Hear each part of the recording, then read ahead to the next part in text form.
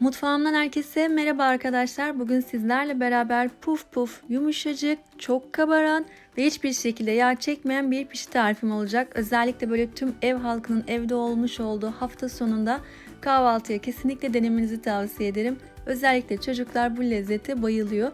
Tüm püf noktalarıyla beraber anlatmaya çalışacağım. Buyurun hep beraber yapımına geçelim. İlk olarak hamur hazırlamakla işe başlıyorum. Şimdi yoğurma kabımın içine 2 su bardağı ılık su, burada kullanmış olduğum bardak ölçüm 250 milim, 1 su bardağı ılık süt, 1 yemek kaşığı kuru maya, 1 yemek kaşığı şeker ve 1,5 tatlı kaşığı tuz. Güzelce karıştırıyorum tüm malzemeleri ve kenara alıyorum. Mayalanmasını hiç beklemeden direkt unun üzerine aktaracağım. 6,5 su bardağı unum var. Şöyle orta kısmını hafif açıyorum. Mayalı karışımı üzerine döküyorum. Ve hemen ardından yoğurmaya başlıyorum. Burası aslında çok önemli arkadaşlar. Pişi hamuru kesinlikle sert kıvamlı olmaması gerekiyor. Oldukça yumuşak böyle bir hamur olacak. Yani elimize hafif yapışıyor olması gerekiyor ki hazırlamış olduğumuz pişilerde sert olmasın, yumuşacık olsun. Buradaki ikinci önemli püf nokta çok yoğurmak hamuru. Mayalı hamurlar bildiğiniz gibi yoğrulmayı çok seviyor. Bu nedenle en az 5 dakika yoğurmanızı öneriyorum. Bakın böyle yumuşak, ele yapışan bir hamurumuz olacak. Ama bu sizi yanıltmasın. Hani biraz daha un ekleyeyim de elimden ayrılsın diye düşünmeyin lütfen. Yoğurmaya devam edin. Yoğurdukça hamurun elinizden düştüğünü göreceksiniz. Tabii ki kıvamında bir değişiklik hani öyle büyük ölçüde olmayacak. Yine yumuşak bir hamur olacak. Evet bakın. Elimden artık düştü. Kıvamı oldukça yumuşak ama temiz elimle dokunduğum zaman hemen göstereyim. Elime çok az bir şekilde yapışıyor. Bizim istemiş olduğumuz da bu. Burayı özellikle atlamadım arkadaşlar. İlk defa yapacak olanlar veya her yaptığında istemiş olduğu böyle pişi kıvamını yakalamayanlar için hamur yoğurma aşamasını özellikle gösterdim. Evet, üzerini şimdi streç film ile kaplıyorum ve sıcak bir yerde mayalanmaya bırakıyorum. Evinizin ısısına göre yarım saat de sürebilir, 1 saat de sürebilir. Eğer hiç vaktiniz yoksa fırınınızı 50 derecede ısıtın. Bir 10 dakika kadar ısınsın, sonra kapatın, hamuru içine bırakın. O zaman çok daha çabuk mayalandığını göreceksiniz. Evet, hamurum mayalandı. Benimki yaklaşık olarak 45 dakika kadar sürdü. Şimdi üzerindeki streç filmi alıyorum ve hamurun dokusunu size göstermek istiyorum. Bakın tel tel ayrılan oldukça elastik yapıda bir hamurumuz olmuş oldu. Evet, şimdi üzerine çok hafif bir şekilde un serpiyorum ve şöyle içerisindeki havayı ellerimle alıyorum. Hemen şunu da belirtmek istiyorum. Eğer maya midenize dokunuyorsa maya yerine soda kullanabilirsiniz veya karbonatla da hazırlayabilirsiniz. Çok az un serpmiş olduğum masamın üzerine hamuru alıyorum. Üzerine de çok hafif un serpip hamuru toparlıyorum. Çok fazla ama un dökmeyelim arkadaşlar. Hamurun yapısı bozulmasın. Evet, hamurum hazır. Şimdi ne yapıyorum? Hamurun yanına bir tane temiz mutfak havlusu serdim. Üzerine de un serpiştiriyorum. Hazırlamış olduğum bezeleri üzerine alacağım. Unu dökmemin nedeni de bezin üzerine koymuş olduğum bezelerin havluya yapışmamasını sağlayacak. Evet, şimdi hamuru 2 parçaya böldüm.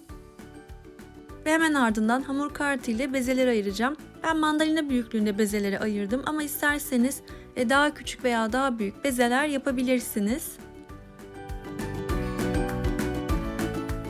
Evet, hamur parçalarını şimdi yuvarlıyorum. İsterseniz avuçlarınızın arasında, isterseniz masanızda nasıl rahat edecekseniz, nasıl kolay oluyorsa arkadaşlar bu şekilde yuvarlayın.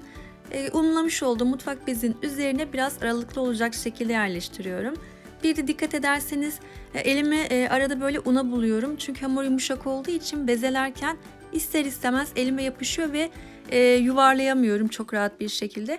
Bu nedenle ellerinizi veya hamurunuzu çok hafif una bulayaraktan bezeleme işlemini yapabilirsiniz. Vermiş olduğum hamur ölçüsünden toplam 24 tane bezemiz olmuş oldu. Şimdi buraya dikkat edin arkadaşlar. Elimi bakın çok hafif unladım ve bezelerin üzerine bu şekilde bastırıyorum. Her bastırdığımda çay tabağı büyüklüğünde açılmış oluyor. Şimdi diğer aşamaya geçiyorum. Üzerini temiz bir mutfak beziyle örtüyorum ve bir 10 dakika dinlenmeye bırakıyorum. 10 dakikanın sonunda bezi kaldırıyorum. Bu aşamada bize 3-4 yemek kaşığı süt ve 1 su bardağı da susam gerekli. Eğer susamla hazırlamak istemezseniz bu şekilde piçilerinizi direkt kızartmaya geçebilirsiniz. Bezelerin üzerine direkt susamı dökmeye kalksam susamlar yapışmayacak ve kızarırken de susamlar tamamen kaybolabilecek. Bu nedenle ne yapıyorum? Parmaklarımı öncelikle süt ile ıslatıyorum. Bezelerin üzerine sütü bakın yayıyorum. Daha sonra da susamın içine bırakıyorum sütlü olan kısmını. Böylece tamamen susamla kaplanmış oluyor. Burada süt yerine isterseniz su ile de yapabilirsiniz ama daha besleyici olması açısından sütü tercih ediyorum. Pişideki susam çok güzel bir tat veriyor yerken ama hepsini susamlı olarak hazırlamak istemezseniz yarısını sade olarak da hazırlayabilirsiniz. Pişilerin üzerine tekrar bakın parmaklarımla bastırıyorum. Böylece susamlar hem daha iyi yapışmış oluyor hem de bir miktar daha açılmış oluyor. Hemen burada vereceğim şekli size göstermek istiyorum. Bakın rulette ortadan ikiye böldüm. İsterseniz dörde de bölebilirsiniz. Aslında kızarmaya hazır ama ben tekrar üzerine örtüyorum. Süt ve susamla buluştuğu için bir 10 dakika daha dinlendirmek istedim. 10 dakikanın ardından artık pişilerim kızartılmaya hazır hale gelmiş oldu. Ne kadar iyi hamur yoğursak da eğer tenceredeki yağın ısısını iyi ayarlayamazsak ilk koymuş olduğumuz hamurlar maalesef heba olmuş oluyor. Bakın bu göstermiş olduğum yöntem çok pratik. İyice ısınıp ısınmadığını anlamak için bakın tahta kaşığı ortaya bıraktım yağın ortasına. Görmüş olduğunuz gibi baloncuklar çoğalmaya başladı. Yani şu an ısısı çok iyi. Bunu yapmak istemezseniz küçük bir hamur parçasını yağın içerisine atabilirsiniz. Baktınız ki kabarcıklar hızla yükseliyorsa ısısı iyi demektir. Evet, şimdi iyice ısınmış olan bakın yağın içerisine pişilerimi bırakıyorum. Bakın kızgın yağla buluşur buluşmaz çok güzel bir şekilde kabarmaya başladı. Çok iyi kabarması sadece hamuru iyi yoğurmakla olmuyor arkadaşlar. Aynı zamanda bol sıvı yağ da kullanmak iyi kabarması için güzel bir sonuç getirecek. Pişileri artık alabilirim. Çok fazla böyle turuncu rengini sevmiyorum. Tadını da değiştiriyor arkadaşlar bu sefer. Altın sarısı rengi en ideal renk diye düşünüyorum. Ama tabii ki sizler nasıl seviyorsanız o şekilde rengini ayarlayın. Kızartma esnasındaki bir diğer önemli püf nokta ise ocağın ısısı. Neden derseniz şimdi ben ilk başta yağı kızartırken ocağın ısısı sondaydı, yani yüksek derecedeydi. Hatta ilk pişileri kızartmaya başladığımız zaman da yüksek derecedeydi. Ama yağ iyice ısındığı için ne oluyor bu sefer? İçerisine bırakmış olduğum pişiler eğer derecesini kısmazsam çok çabuk bir şekilde yanacak. İçi ise çiğ kalmış olacak. Bu nedenle kısa bir süre sonra ocağın ısısını orta dereceye getirin ki pişiler ziyan olmasın. Görmüş olduğunuz gibi çok güzel bir şekilde kabardılar. Rengi de tam istemiş olduğum gibi. Hemen servis tabağıma aktarıyorum. Pişilerimi iki şekilde hazırladım. Biri D şeklinde, diğeri ise simit şeklinde. Simit şeklini vermek hiç zor değil. Zaten yuvarlaktı pişilerimiz biliyorsunuz. Tam orta kısmını parmağımla şöyle bakın deliyorum. Daha sonra yine parmaklarımla büyüterekten kızgın yağın içerisine bırakıyorum. Dikkat ettiyseniz arkadaşlar yağ attıktan sonra tabanının tamamen kızarmasını beklemiyorum çevirmek için. Çok güzel bir şekilde yağla buluşunca kabarıyor ve hemen ardından çeviriyorum ben. Bu şekilde pişirmeye devam ediyorum. Size de bu şekilde öneriyorum. Çok daha farklı kıvamda olmuş oluyor. Evet, simit pişilerim de hazır. Geri kalan tüm bezeleri de isterseniz simit, isterseniz D şeklinde veya dörde bölüp üçgen şeklinde de kızartabilirsiniz. Evet, pişilerimin hepsi hazır. Çocuklar için hazırlamıştım. Öğlen okuldan geldiklerinde yemeleri için sadece mutfağı değil evin tamamını pişinin kokusu sarmıştı. Bu nedenle sunumu çok hızlı bir şekilde yapmaya çalışacağım. Çünkü yemek için sabırsızlanıyorlar. Evet, bakın şimdi kızım sizler için doku testini yapacak.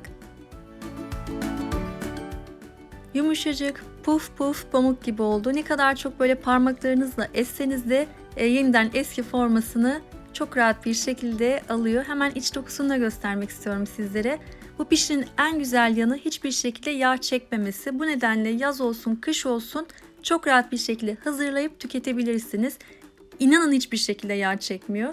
Bunu yaptığınız zaman inşallah sizler de göreceksiniz. D şeklinde hemen hazırlamış olduğumuzun da içini size göstermek istiyorum.